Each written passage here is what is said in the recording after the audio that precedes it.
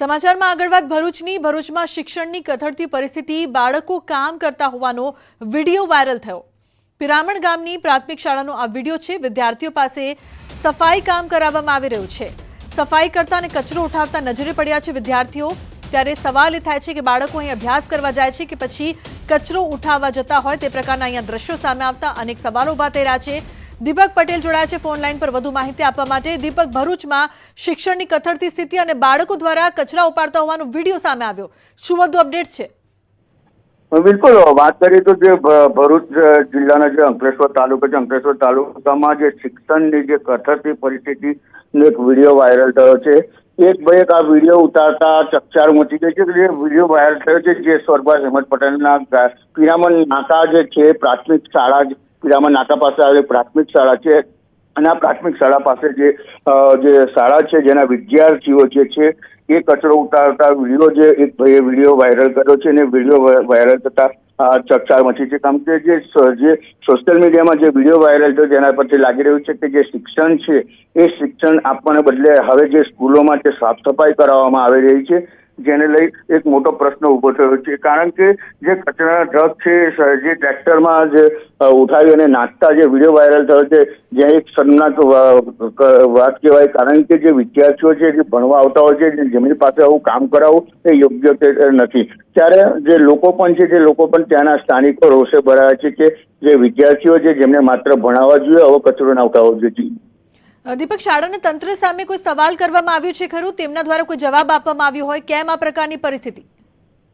બિલકુલ, આ એક જાગૃત નાગરિકે જે વિડીયો છે વિડીયો બનાવી અને વાયરલ કર્યો છે। ત્યારે જોવું પણ એ રહ્યું કે જે જ્યાંનો તંત્ર છે જે ડીઓ છે જે પ્રાથમિક શિક્ષણ અધિકારીઓ છે જે આ શાળા પર આવે છે કે કેમ આવે એ જોવું રહ્યું। પરંતુ જે વિડીયો વાયરલ થયો છે કે જે કચરાના ઢગ ઉઠાવતા જે વિદ્યાર્થીઓ છે જેની શિક્ષણની કથળતી પરિસ્થિતિ સામે આવી છે એટલે જે વિડીયો વાયરલ થતા હવે તંત્ર પણ એક્શનમાં આવે છે કે નહીં તે જોવું રહ્યું છે। જી બિલકુલ દીપક, આભાર।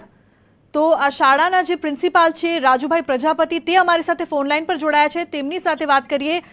રાજુભાઈ, તમારી શાળાનો જે વિડીયો અત્યારે વાયરલ થઈ રહ્યો છે, પિરામણ ગામની પ્રાથમિક શાળામાં બાળકો છે તે કચરો ઉઠાવી રહ્યા છે, આવું કેમ? બાળકો અહીંયા અભ્યાસ કરવા જાય છે ન કે કચરો ઉઠાવવા? એક રૂબરૂ મળીએ તો વધારે સારું, કારણ કે આ રીતે વાત કરવામાં ચોક્કસ જે વાત કરવી છે ને। રાજુભાઈ, એક મિનિટ રાજુભાઈ, રૂબરૂ મળવાની વાત નથી, અહીંયા સવાલ એ થાય છે કે આ બાળકો તમારી શાળામાં અભ્યાસ કરવા માટે આવે છે, રૂબરૂ હોય કે ફોન પર જવાબ તો આપવો તમારી જવાબદારી બને છે। મેડમ, આપણે રૂબરૂ મળીએ અને રૂબરૂ વાત કરવી તો સારું, બાકી ફોન એટલે તમારે જવાબ નથી આપવો, રૂબરૂની વાત નથી, અહીંયા જનતા તમારી પાસે જવાબ માંગશે જે વાલીઓ આવે છે ને રાજુભાઈ, જે વાલીઓ આવે છે તેમને જવાબ જોઈએ છે કારણ કે વિડીયો વાયરલ થાય છે। પધારો તો સારું રાજુભાઈ, એટલે તમારે જવાબ નથી આપવો એવું માની શકીએ અમે કે તમારે જવાબ નથી આપવો કે બાળકો અહીંયા કચરો કેમ ઉપાડી રહ્યા છે? તો શાળાના પ્રિન્સિપાલ છે તેમને જવાબ નથી આપવો, શિક્ષણની કથળતી પરિસ્થિતિ, અહીંયા બાળકો કચરો ઉપાડી રહ્યા છે અને જ્યારે ન્યૂઝ 18 ગુજરાતી દ્વારા એમને પૂછવામાં આવ્યું કે તમારી શાળામાં આવી પરિસ્થિતિ કેમ છે તો તેમણે રૂબરૂમાં આવીને અમારી પાસે જવાબ માંગશો તેવો એકદમ ગેરજવાબદારી ભર્યો જવાબ આપ્યો છે। તે બાદ સવાલ એ થાય છે કે આ શાળામાં બાળકો પાસે શું કરાવવામાં આવતું હશે? અભ્યાસ કરવા માટે આ બાળકો અહીં શાળામાં આવે છે પરંતુ તમે દ્રશ્યોમાં જુઓ, એક એક બાળક છે કચરો ઉપાડીને, કચરાના ડબ્બા ઉપાડીને કચરાની ગાડીમાં કચરો ફેંકવા જાય છે।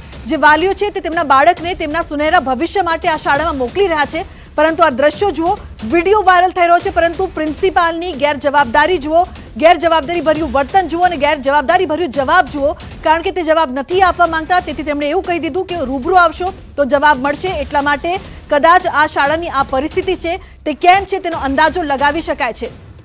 બાળકો કામ કરતા હોવાનો વિડીયો અત્યારે વાયરલ થયો છે પરંતુ પ્રિન્સિપાલે કહ્યું છે કે હું રૂબરૂમાં જવાબ આપીશ। ન્યૂઝ 18 ગુજરાતી પર તેમણે કંઈ પણ બોલવાનો ઇનકાર કરી દીધો પરંતુ અહીંયા સૌથી મોટો સવાલ એ છે કે ઘણા બધા બાળકો આ શાળામાં પોતાના ઉજ્જવળ ભવિષ્ય માટે જાય છે। જે વાલીઓ છે, માતા પિતા છે તે ફક્ત અને ફક્ત બાળકને અભ્યાસ કરવા માટે મોકલે છે ન કે કચરો ઉપાડવા માટે। ખૂબ જ ગંભીર બેદરકારી, ખૂબ જ કહી શકાય કે આ બેદરકારીનો જવાબ શાળા પ્રિન્સિપાલને આપવો જ પડે પરંતુ પ્રિન્સિપાલ જવાબ આપવા માટે તૈયાર નથી, તેમને જવાબ નથી આપવો અને આ બાળકો છે તેમનું જે ભવિષ્ય છે તે કથળી રહ્યો છે તેમના કારણે।